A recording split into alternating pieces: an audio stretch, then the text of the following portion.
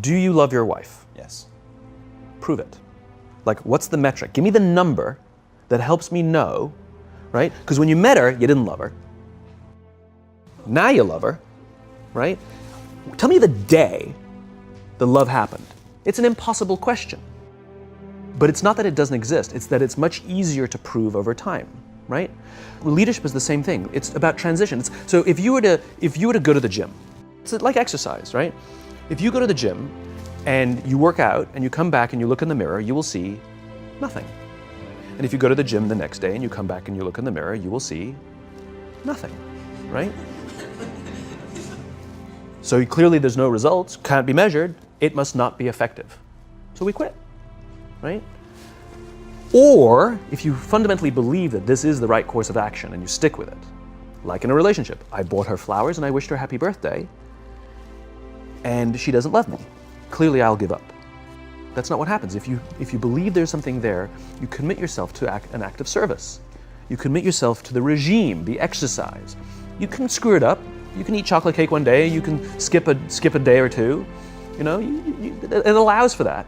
But if you stick with it consistently, I'm not exactly sure what day, but I know you'll start getting into shape. I know it.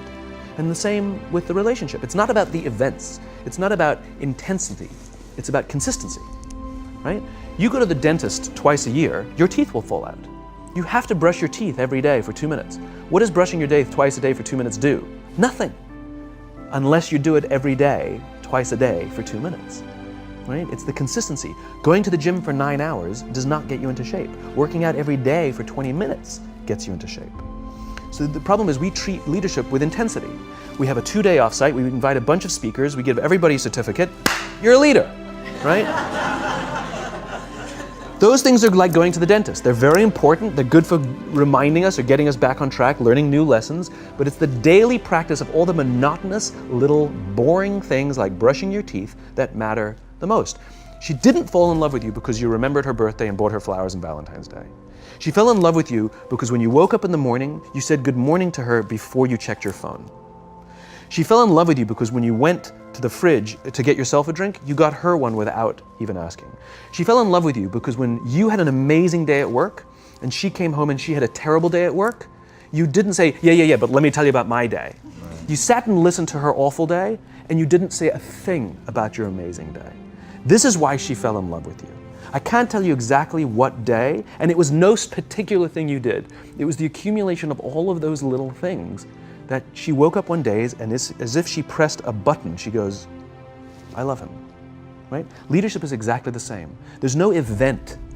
There's no thing I can tell you you have to do that your people will trust you. It just doesn't work that way. It's an accumulation of lots and lots of little things that anyone by themselves is innocuous and useless. Literally, pointless by themselves. People will look at little things that are good leadership practices and say, that won't work, and you're absolutely right. But if you do it consistently, and you do it in combination with lots of other little things, like saying good morning to someone, that looking them in the eye. My friend George, who's a 3-star general in the Marine Corps, he says his test for leadership, and I love this, he goes, his test for a good leader is if you ask somebody how their day is going, you actually care about the answer. The number of times we're walking to a meeting, we're rushing, we go, how are you? Not good, I gotta get to you later, I'm late for a meeting. Right. If you ask the question, you were standing there and you were listening to the answer. It's those little innocuous things that you do over and over and over and over that people will say, I love my job. Not I like my job. I like my job means, yeah, the challenge is great, they pay me well, I like the people. I love my job means, I don't want to work anywhere else. I don't care how much somebody else is willing to pay me.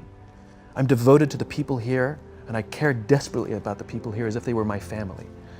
In business, we have colleagues and coworkers. In the military, they have brothers and sisters. That's how they think of each other.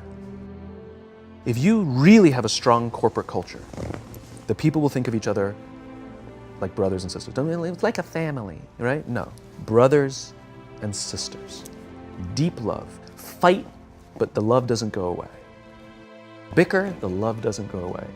And I'll fight with my sister, but if you threaten my sister, you're gonna have to deal with me, right? We'll fight internally, we'll bicker with each other, but nobody's gonna hurt each other, and if anything from the outside shows up, you're looking at a unified front.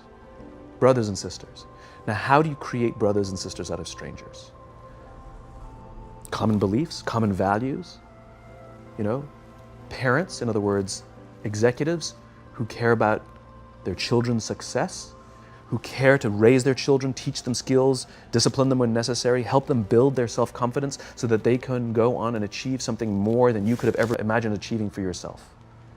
That's leadership, an absolute love and devotion for the people who've committed their lives to this enterprise. It's a human thing.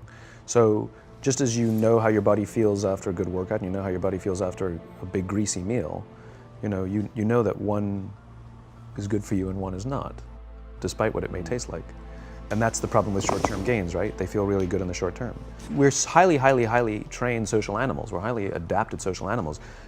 We can feel social awkwardness, and we can feel when things are going well. You can sense it. You say you have this sense of laughter, around the office. Like, we don't walk around with blinders. We're like I said, we're made to do this. That's why we can assess if somebody's trustworthy or not. That's why we keep our walls and we're like, yeah, his results are great, but I wouldn't trust him.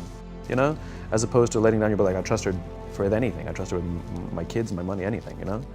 So we're highly attuned animals, and so we're good at sensing it. But I will say there is a caveat to your metric of laughter, which is a decent one, is that scale breaks things in human beings. As I said before, we're not made for populations bigger than about 150-ish. It's called Dunbar's number.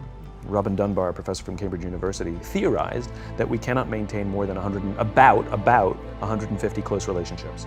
And the way he defined a close relationship is, if you're at a bar with a bunch of friends and somebody comes in, would you ask that person to join you or not? And it's about 150 that we would ask them to come join us. And if you think about the reason, that actually makes perfect sense, which is there's two limiting factors. One is time. If you only gave 2 minutes to every person you know, you'd make no close friends. And the other one is memory. You just can't remember everybody. And so this is where leadership becomes very, very interesting, because if you have a company that has a lot of people, 5, 6, 7, 800 people, 1,000, 2,000, 5,000 people, clearly you can't know everyone. And clearly as a CEO, like, I care about every single one of my people. You don't even know. Some of the people you work for who work for you are bastards. You don't care about them, right? So it's a nonsense statement. But what you can say is, I desperately care about the people whose names I know and whose faces I recognize. And I care desperately about my leadership, and I instill in them every day that I will give them the tools, and I will take care of them with one purpose and one purpose only, that they will take care of the people in their charge. And I want those people to take care of the people and instill in them that they take care of the people in their charge. And then by the time you get down to the masses, where the actual 1,000 exist, because of the seniors it's like 20, where the real 1,000 exist, they feel about 150 of them can look to one of their direct leaders, to one of their direct managers, and say, that person cares about me. That's our boss, that's my leader. Not the leader, it's the CEO. That's my manager, my boss, my leader. The one thing I am comfortable saying that all effective leaders must have is courage. Because it is hard. It is hard to stand up against outside pressure. It is hard to stand up to an external constituency who's pushing you to do something for their short-term gain, to do the right thing for your people. It is hard. It is thankless. It is lonely. Sometimes you get fired. Sometimes you get in trouble. Sometimes you'll lose your job and the next guy will get all the credit. It's all true. And the courage to do the right thing in the face of overwhelming pressure, only the best leaders have that courage. Only the best leaders. And here's the folly. Courage is not some deep internal fortitude. You don't dig down deep and find the courage, right? It just doesn't exist. Courage is external. Our courage comes from the support we feel from others. In other words, when you feel that someone has your back, when you know that the day that you admit you can't do it, someone will be there and say, I got you. You can do this. That's what gives you the courage to do the difficult thing. It's not going off to an ashram by yourself somewhere for 4 weeks and coming back and finding the courage. It's not what happens.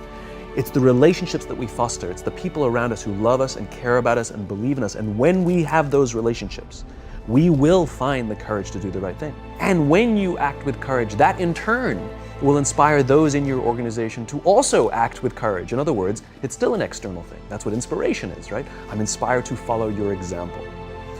But those relationships that we foster over the course of a lifetime will not only make us into the leaders we need to be and hope we can be, but they'll often save your life. They'll save you from depression, they'll save you from giving up, they'll save you from any matter of negative feelings about your own capabilities, your own future. When someone just says, I love you.